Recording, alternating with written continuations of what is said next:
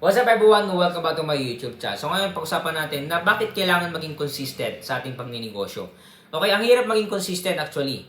Pero lagi niyong tandaan, okay? Kaya kailangan natin maging consistent para lumabas ang resulta.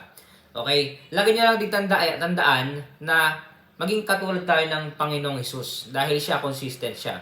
Bakit? Siya ang kahapon, ngayon at bukas. Yesterday, today, and tomorrow. Panginoon pa rin siya, hindi siya nagbabago. Hindi kagaya ng ibang tao ay nagbabago. Habang tumatanda, nagmamature at nagbabago.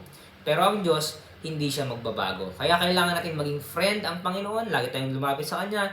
Hingi tayo ng guidance. Panginoon, gusto ko po maging consistent sa pangninegosyo. And para ito sa inyo. Okay? Kaya natin maging totoo sa ating sarili. Yung iba, maiinggit. Totoo ba para sa Panginoon?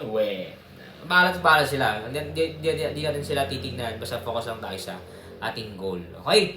So, we need to be consistent. Okay? Para lumabas yung resulta.